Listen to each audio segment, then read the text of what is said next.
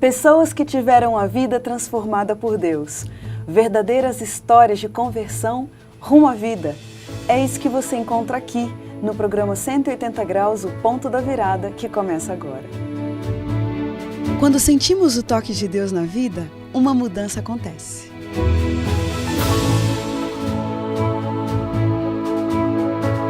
Surge à nossa frente possibilidades de felicidade plena. O toque de Deus restaura, renova, refaz.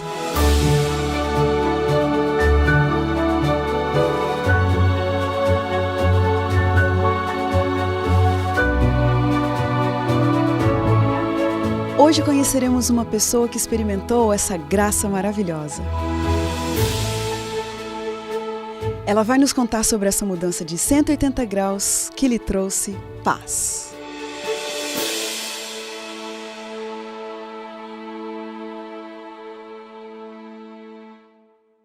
Diego Pires Almeida é filho de uma família muito cuidadosa e bem estruturada, com um pai rígido, mas justo, uma mãe presente, carinhosa e uma irmã amiga e companheira. Vivendo em um bairro tranquilo, ele teve a oportunidade de estudar, brincar e aprender a trabalhar. Sem professar nenhuma religião, o que ele gostava mesmo era de tocar nas noites e dizia-se ateu. E bem nessas condições é que ele foi surpreendido por um Deus que existe sim, que responde a orações e pode transformar qualquer vida em 180 graus. Diego, que prazer ter você aqui com a gente. Muito obrigado por ter aceitado o nosso convite. Prazer é todo meu, obrigado. Fala um pouquinho pra gente, que lembranças boas que você guarda da sua infância? Lembranças, minha infância ela foi marcada pela presença dos meus pais. Eu tive algumas mudanças de casa e tal, e essas lembranças sempre fazendo novos amigos, né? Meus pais, eles foram presentes, sempre foram presentes. E a minha infância, ela, mesmo presentes e não até desenvolvendo a gente para ter uma religião, eles sempre tiveram e estabeleceram princípios para que a gente fosse bem ajustado na vida. Então, isso aí eu tenho que agradecer muito a eles. Eu acho que as melhores lembranças da minha vida estão relacionadas justamente aos pais. A minha mãe e meu pai ali. Que legal. E você teve a oportunidade de brincar bastante? Brinquei bastante. Ixi, eu fui menino, eu brincava brinquei na muito rua, no na apartamento? rua. Eu tenho essa cara assim de apartamento, mas eu brinquei na rua bastante tempo. Uma das oportunidades que eu tive com essas mudanças, né, a gente foi para um bairro mais afastado, eu tive a oportunidade de brincar bastante na rua. Então, aprontava dentro dos limites, né, porque eu tinha um certo receio do meu pai, então eu tinha que aprontar dentro dos limites aceitáveis de um menino brincar na rua. Né? Qual que era a profissão dos seus pais? Meu pai, ele trabalhou sempre com veículos, com carros, né, então ele trabalhava com reforma de carro, funilaria, pintura. E minha mãe, ela é formada como qualificadora de café, olha que interessante, mas ela não atuou porque a gente já logo nasceu e depois ela se empenhou na parte de costura e tal, ela trabalhava mais em casa.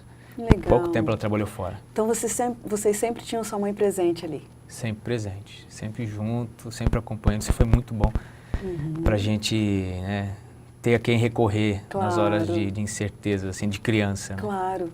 E com relação à educação religiosa, eles tinham essa preocupação também? Não tinha, mas assim, eu aprendi a rezar. Minha mãe ensinou o Pai Nosso, a gente fazia, eu lembro algumas vezes ela fazendo o Pai Nosso com a gente, mas ela não tinha uma preocupação em conduzir e falar assim, isso aqui é uma religião e tal. Num período da vida, na nossa vida, eles desenvolveram um segmento do kardecismo, e a gente até se reunia às vezes em casa para ler um livro de Allan Kardec. Mas a gente era jovem demais e a gente acompanhava porque eles estavam ali, mas não tinha nenhum envolvimento muito sólido, mesmo porque eles diziam que era uma filosofia, não era uma religião e tal. Então não teve muita condução a isso, não. Que tipo de criança que você era? Mais introspectiva? Eu tive dois momentos. Eu tive um momento que eu era bem introspectivo, e eu tive um amigo, né, que eu comecei ali no ensino fundamental, hoje em fundamental, né, que ele começou a me levar para essa parte ele me levava para frente da sala de aula, ele falava, vamos lá, você imita algumas pessoas e tal, imita a professora, eu ia para lá e a gente fazia essas graças, né, a professora saía, ia trocar de professora e a gente ia lá fazer a festa com a turma, né. E foi um querido amigo, então teve esses dois momentos. Eu sempre fui muito tímido, depois dessa amizade de outras, eu comecei a me soltar mais e tal. Uhum. Nessa fase já era parte da adolescência, em que você começou a se soltar mais? Adolescência. Aí eu montei uma banda, aí eu tive a banda de rock. Como é que foi isso? Então, na época estavam os Mamonas Assassinas, né? Estavam em alta e tal. A gente começou a montar uma banda porque o pessoal queria ver a gente fazer as graças que eles faziam. A gente montou uma banda de rock, saía tocando e a gente foi se intensificando. Fiz uma banda com os amigos meus, depois um pouco mais velho ali, com uns 17 anos e tal. E aí a gente já teve até proposta de empresário, de tocar em algumas cidades, enfim. Mas depois disso eu fui para o MPB, eu já estava um pouco mais, já tinha passado aí dos 20 anos, já estava no MPB. E você cantava e tocava? Tocava violão, na banda de rock eu mais cantava, e depois no MPB eu tocava violão e cantava também. E já não era mais com esses meus amigos, era com meu tio, com a minha tia e com outro rapaz que tocava percussão. E aí a gente fez vários eventos, aí eu até ganhava dinheiro tocando à noite. Olha só, talentoso então. Mais ou menos. A gente tocou, eu toquei até a gente foi tocar até no aniversário daquele jogador, o Raí. A gente fazia uns eventos legais, assim, sabe? Legal, tá joia. Nesses momentos, você tinha, assim, aquela sua fase, aquela parte da vida, assim, de introspecção, de pensar em Deus, religião, passava isso pela mente, não? Não passava. Na realidade, teve um momento muito importante da minha vida, que, assim, essa vida de tocar à noite, né, querendo ou não, tem bebida envolvido, tem meninas envolvidas e tal, então... chegou um momento que eu fiquei bastante angustiado, mas eu morei um tempo em Salvador com um primo, que eu amo muito, mas ele me fez repensar. Eu nunca tinha pensado na existência ou não de Deus. Minha mãe me ensinou a rezar, eu imaginava que existia algum ser, né, divino, assim, mas nunca, eu não sabia nem ler a Bíblia, não sabia abrir a Bíblia e tal. E quando eu morei com ele é definitivamente assim, ele é declaradamente um evolucionista, um ateu e tal. E ele me colocou várias coisas, me fez pensar, me colocou várias coisas para mexer, assim, e me mexeu realmente. Então, a partir dali, eu tinha, acho que uns 18 anos, eu acho que eu estava bem na fase dos 18 anos. Aí eu falei assim, bom, Deus não existe, entre 18 e 19 anos, Deus não existe. E comecei, tudo que eu olhava e pesquisava e lia, passei a ler, era tudo em volta disso, que Deus não existia, e passei a me sentir ofendido porque, de alguma forma, a ideia do evolucionismo, de que Deus é criado para manipular a nossa mente, eu fiquei muito incomodado com isso. E eu fiquei bem chateado de um dia ter acreditado que podia existir alguma coisa. Mas, ao mesmo tempo, me deu um vazio muito grande. Eu falei assim, como que a gente pode, né? Essa inquietação ficava em mim. Como que pode, né? A gente viver, existir do nada? Eu ficava assim, mas eu não conseguia mais visualizar alguma coisa superior. Eu achei que a gente veio do nada e pro nada a gente ia. Você já tinha ouvido falar em Igreja Adventista do Sétimo Dia?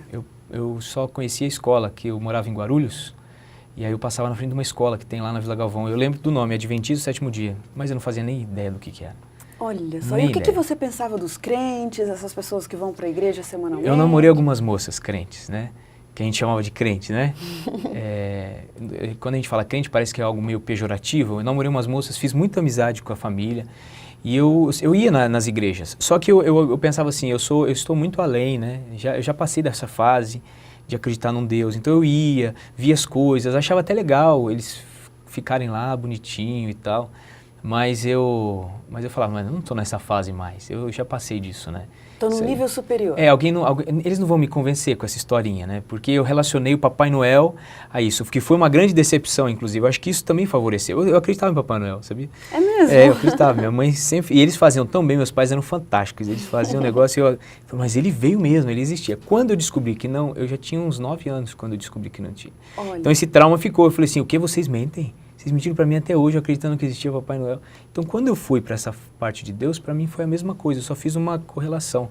Da mesma forma como me enganaram com o Papai Noel, também me enganaram com essa história de Deus. Eu já tinha 18, 19 anos, mas eu falei assim, é a mesma coisa. Eu reportei para isso. Era uma história inventada, que era muito bonitinha enquanto a gente era criança. Mas agora eu não precisava mais disso. Namorava algumas moças, me relacionava, via um monte de coisa errada. Tinha aquele pensamento de que o crente deveria ser alguém, um exímio, perfeito, sem nenhum problema, sem nenhuma mácula, e foi nesse ponto que eu comecei a descobrir que não era, quando eu namorava com essas moças, né? Uhum. E aí eu perdi essa expectativa de que o crente, entre aspas, ele tinha que ser alguém, um extraterrestre, né? Ele tinha os problemas deles também. Então, o que foi que desencadeou o interesse seu pelas coisas espirituais? Foi numa manhã, numa manhã infelizmente de ressaca, que eu cheguei em casa e eu acordei, olhei para o teto do meu quarto e falei, você podia existir, né? Eu estava angustiado, eu fiz uma oração sem saber que era uma oração, mas falando, você podia existir. Você podia existir, colocar uma pessoa na minha vida para ser uma única pessoa, para não ficar, cada noite, ficar com uma pessoa diferente e mostrar que você existe, né? Que você é verdadeiro. Esse período era um período da Copa. E aí, nesse período, eu estava indo assistir um jogo, foi bem nesse período, eu estava indo assistir um jogo na casa de um amigo, e lá tinha uma moça que eu nunca tinha visto, aí, como sempre, né, eu já nem lembrava mais o que eu tinha falado no meu quarto, mas me aproximei dela e comecei a conversar, e a gente, né, se aproximou, se tornou amigo, e começamos a namorar, e a mãe dela era adventista, ela estava afastada, e a mãe dela era adventista, e a mãe dela falou assim, você não quer ir para a igreja, fazer um combinado comigo de 12 domingos? 12? 12, porque ia ter o seminário de Daniel. Aí ela falou, vai ter o seminário de Daniel. Eu falei, mas quem é Daniel? Daniel? Daniel. Ela falou, assim, é um livro da Bíblia. Eu falei, ixi, eu não sei nada da Bíblia, mas eu vou. Eu estava querendo agradar a sogra, né? Aí eu fui, marquei. O primeiro dia, do primeiro capítulo de Daniel, me chamou a atenção os aspectos históricos, o rapaz que estava falando falava muito bem.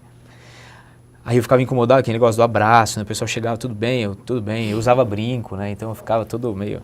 Aí eu cheguei, e aí no segundo dia, no segundo domingo, eu já fiquei impressionado. Eu falei, não é possível.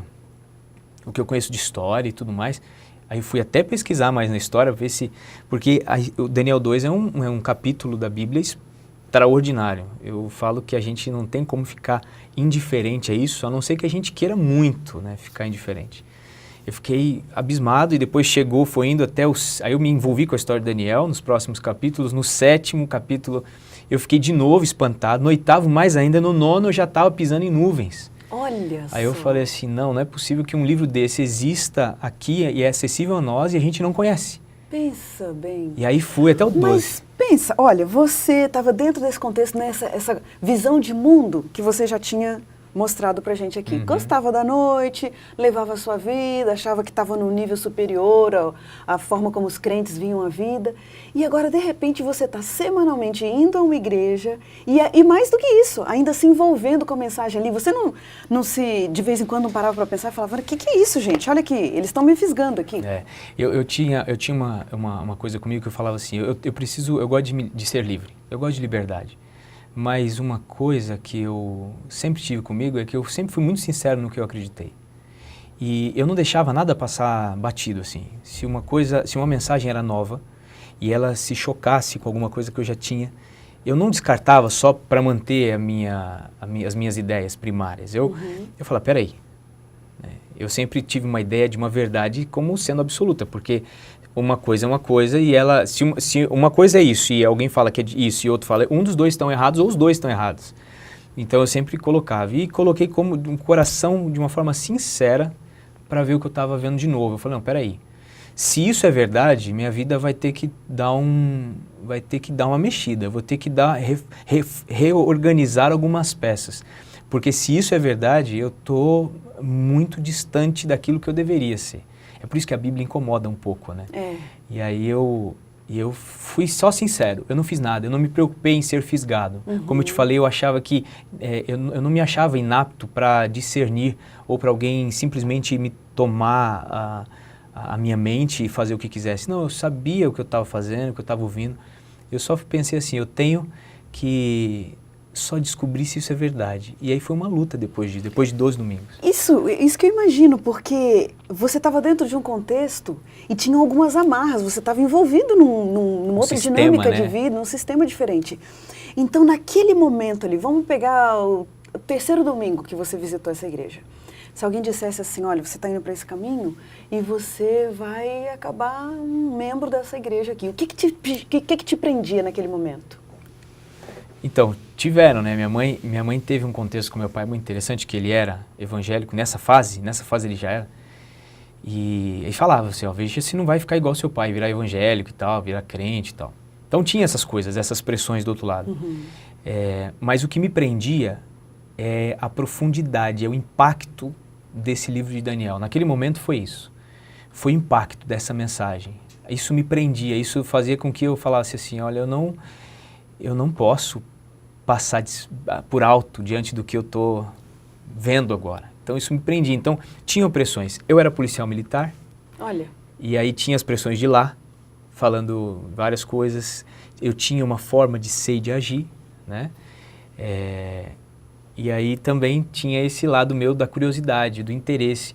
Porque eu falei assim, não pode ser, isso aí não pode. E aí eu fiquei mais interessado para ver o que eles iam falar nos próximos domingos, para falar assim, se isso for verdade, isso aí muda É mais ou menos assim, eu não sei se a gente pode falar, mas tem um filme lá do Matrix, né, que a gente toma uma pílula, e aí ele descobre um mundo. Era mais ou menos isso que estava acontecendo comigo. Eu estava vendo a Bíblia e estava falando assim, eu estou descobrindo um mundo que estava implícito aos meus olhos, né? Exupéry, aquele autor que escreve O Pequeno Príncipe, ele fala que o essencial é invisível aos olhos. É aquela frase que até se tornou um pouco clichê hoje. E eu estava descobrindo esse essencial que até então estava invisível aos meus olhos. Eu falei assim, não pode ser. Será que eu deixei uma coisa tão importante passar desapercebido assim?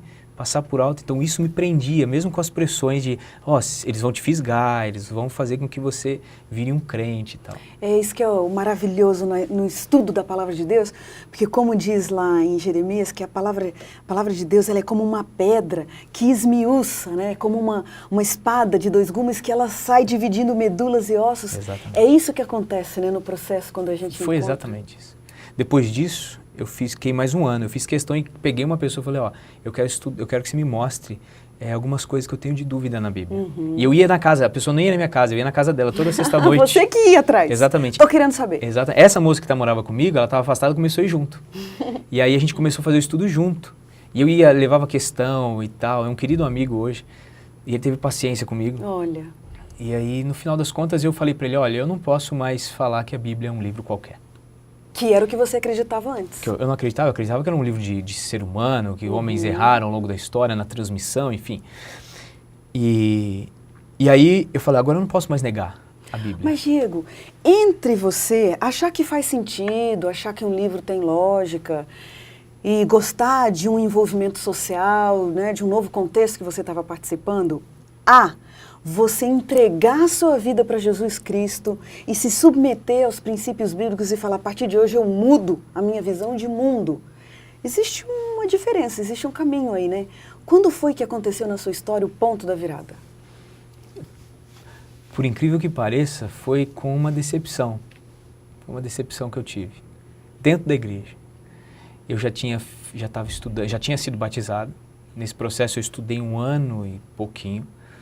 Aí eu olhava para a Bíblia de forma diferente. Eu já estava envolvido com a comunidade jovem, que eles estavam levando e eu ficava meio cabreiro assim. E aí eu comecei a fazer amigos dentro da igreja. E lembra da ótica lá de que o crente ele é mais certinho do que o de fora? Eu tenho incríveis amigos fora da igreja. E eu falei assim, uau, essas amizades daqui devem ser muito mais intensas. E eu vivi uma decepção muito forte com um amigo assim, que eu me entreguei assim, sabe? Falei, puxa, eu depositei nele a referência de um cristão, de um jovem cristão. E aí eu tive uma baita de uma decepção, uma terrível decepção. E aí quando isso aconteceu, eu pensei em sair da igreja. Eu falei assim, a Bíblia eu não posso duvidar mais dela, mas eu também não preciso ficar num lugar onde as pessoas são hipócritas e mentirosas. Olha. Né? E aí naquele dia teve um sermão, nem lembro como foi o sermão, eu sei que falou muito forte comigo. E quando todo mundo saiu, eu ajoelhei. Eu acho que naquele ponto é que a minha vida teve uma transformação muito forte, assim. É ali que foi o que eu coloquei os meus pés no chão e entendi o que significava não ser um crente, não ser um evangélico.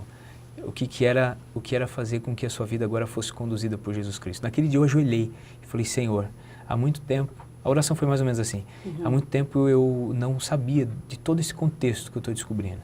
Então eu não posso jogar isso fora por causa das decepções que nós seres humanos temos ou fazemos os outros desenvolverem ou ter. Então não importa o que aconteça, seja que alguém bata no meu rosto, eu falei assim com Deus, que alguém cuspa no meu rosto, eu nunca mais deixo o Senhor.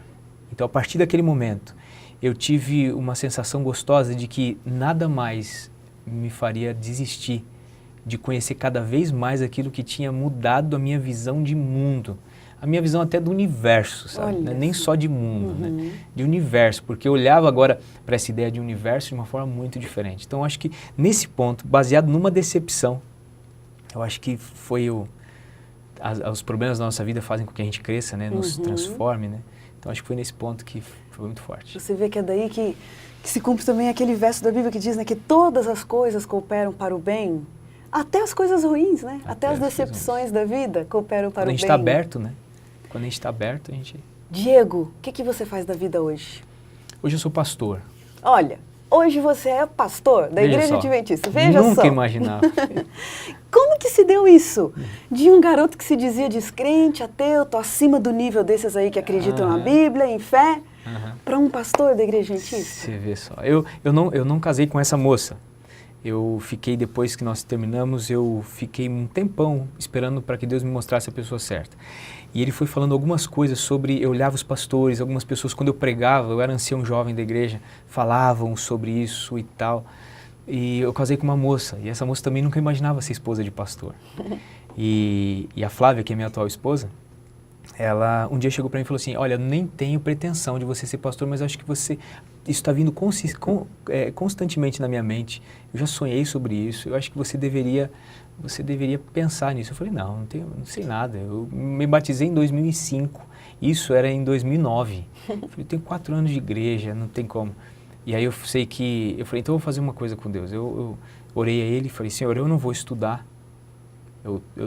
Nessa época eu trabalhava na polícia ainda, e eu fui sair da polícia depois que eu vim para o teológico. Eu não vou estudar. E quando eu for, se realmente o Senhor quiser que eu vá, o Senhor vai abrir as portas e eu vou continuar. E aí eu vim embora e fui passando, e entrevista e redação, e foi embora. E eu falei, peraí, Senhor, eu não estava falando, vamos devagar, e foi indo. As portas foram se abrindo? Totalmente. E aí, aí foi mais outra coisa. Eu acho que foi uma experiência incrível. O 180 graus foi baseado nesse drama que eu vivi, né, de decepção. Mas eu fui tendo promoções com relação à minha fé, simplesmente porque eu me coloquei em situações que minha fé precisava ser exercitada, né? Então eu vim para cá. Olha aí. Eu vim e vamos embora, vamos estudar, vamos. Vim para cá, não tinha casa, não tinha nada, fui para a faculdade, não tinha casa, não tinha nada. E aí minha esposa é outra maluquinha e ela deixou o trabalho também, veio também, porque no teológico a esposa tem que acompanhar. É importante a esposa estar junto, né? Uma fase delicada, fortalecer a família. E ela veio também. Aí eu comecei a ver as coisas acontecendo de uma tal forma, foram incríveis, né? Aí eu falei, não, então realmente é o caminho. Deus é grande, demais, demais. Escuta, e o apoio dos seus pais? Como que ficou a visão da sua mãe? Porque num momento ela disse para você, não vai ficar crente igual seu pai, e agora de repente você vira um pastor. Esse foi um momento delicado. Eu até pedi perdão para Deus depois disso, sabe? Eu tenho que confessar para você. Porque quando eu comecei para a igreja, eu entendi como a mensagem impactava o nosso coração. Nessa época, meu pai, ele frequentava uma igreja, ele frequentava a Igreja Universal, os nossos irmãos que vão lá, eu conheci pessoas incríveis lá. E ele ia para lá. Meu pai é um homem de muita fé. Nessa época, principalmente, foi muita fé. Quando eu era mais jovem, ele não tinha nenhuma religião, minha mãe também não, mas nessa época ele estava muito forte. E minha mãe era kardecista, da parte da família dela, né? Seguia aquela linha e tal. Então eu tinha altos conflitos dentro de casa. E eu já contei isso aí para eles hoje, já falei que eu errei com eles, mas por que eu errei? Por que eu estou falando que eu errei? Porque minha mãe pegava no meu pé. Não, eu nunca vou para a igreja evangélica. E eu falava, mãe, vamos para lá e tal. Então eu gosto de... Minha mãe, eu falo que ela é um pouco dieguete, né? Então, sabe aquela mãe que gosta? Fã. Então quando eu comecei a cantar na igreja, eu comecei a chamar. Vai assistir eu cantar. Ela ia, via mensagem. E aí, era uma briga entre eles, né? Meu pai saía para a igreja e minha mãe fechava o rosto. Aí meu pai falava, o que você está aí? Meu pai é meio durão, né? O que você está com esse rosto fechado? Ela falou assim, você já vai para essa igreja, dá dinheiro para essa igreja. Aí ele falava assim, você está endemoniada. Aí ficava essa briga deles, né? E era um caos dentro de casa. E minha mãe já tinha um trauma de igreja evangélica por causa disso. E aí eu comecei a falar, vamos lá assistir. Ela ia me assistir cantar e tal. E aí eu tive uma ideia, que foi a ideia que eu acho que é errado, que eu já pedi perdão. Eu cheguei para minha mãe e falei assim, mãe, é o seguinte, o que você acha do pai continuar indo nessa igreja que você fala que toma o dinheiro dele? É legal? Eu falei, não, porque eu queria que eles estudassem a Bíblia, para eles verem como que é lindo. Aí, meio Maquiavel, né? Aí eu falei assim, você acha que é legal? Ela falou assim, não, essa igreja... Mas você já foi na missa, você viu que lá eles não pedem dinheiro? Ah, não pede dinheiro. Ah, então tá. O que você acha dele começar a frequentar a minha igreja? Ela falou assim, seria melhor que aonde ele está indo. Aí eu usei um preconceito dela, né? Porque é uma igreja onde tem pessoas incríveis, mas para alcançar o que eu queria. Aí eu fui pro meu pai. Falei, pai, o que você acha da mãe nesse lugar aí que você fala aí que é de demônio, essas coisas aí? Ah, não, ela tem que sair dali. Aí eu falei, então, vou fazer o seguinte. Nela, eu falei, mãe, então eu vou trazer um rapaz para dar estudo pro pai. Só que você tem que estar junto para ficar junto com ele. Olha. E aí fui pro meu pai e falei, pai, você tem que estar junto com a mãe, eu vou chamar um cara para dar estudo para ela. Aí juntei os dois. E aí começou a dar estudo, esse rapaz inclusive hoje faz teologia também. E aí ele deu estudo, os dois ficavam assim, ó, cada coisa que falava, um olhava pro outro e falava assim, tá ouvindo aí? E o outro também, e tá o outro vendo? falava, tá ouvindo? Não, você que tá ouvindo.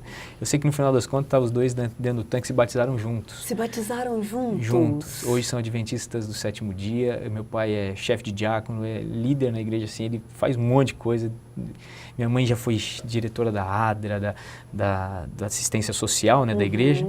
Então, eles trabalharam e mergulharam mesmo no trabalho. Quer dizer, de uma família... Mas eu já pedi perdão para ele.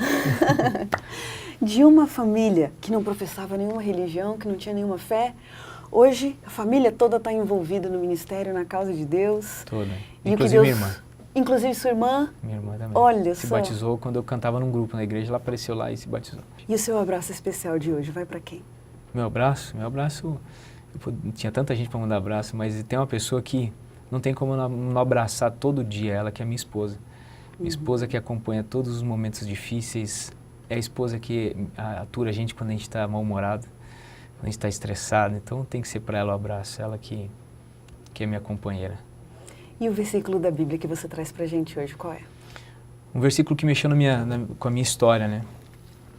Eu, como policial militar, eu passei por 2 momentos muito complicados, assim, aqueles ataques que tinham, aquelas guerras que tinham entre PCC e eu tive esse verso logo nos momentos que eu entrei para a igreja. Isso marcou muito comigo em 2 momentos esse salmo, que ele fala, elevo meus olhos para o monte, de onde virá o meu socorro? O meu socorro vem do Senhor, que fez o céu e a terra. Ele não permitirá que os teus pés vacilem. Ele não vai dormir, ele não dormitará aquele que te aguarda. É certo que não dormita, nem dorme o guarda de Israel. O Senhor é quem te guarda. O Senhor é a tua sombra e a tua direita. De dia não te molestará o sol, nem de noite a lua. O Senhor te guardará de todo mal, guardará a tua alma, o Senhor guardará a tua saída e a tua entrada, desde agora e para sempre. Que lindo. O que significa esse... É um salmo inteiro, né? O Salmo 121 inteiro. O que significa esse salmo para você? Esse salmo, ele para mim era a motivação que eu tinha de sair e saber que eu estava seguro, a despeito do que acontecesse. Minha vida sendo preservada ou não, naqueles conflitos, naquelas guerras, naqueles confrontos que a gente tinha. Minha vida, ela estaria guardada com ele. Se eu fosse preservado ou não preservado, ele estava comigo. Muito obrigada. E assim a gente termina o programa 180 Graus, o ponto da virada de hoje. Feliz por essa história tão encantadora. E como diz o verso bíblico, era preciso que nos regozijássemos e nos alegrássemos, porque esse teu irmão estava morto e reviveu. Estava perdido e foi achado. Obrigado pela sua companhia. A gente se vê no próximo programa.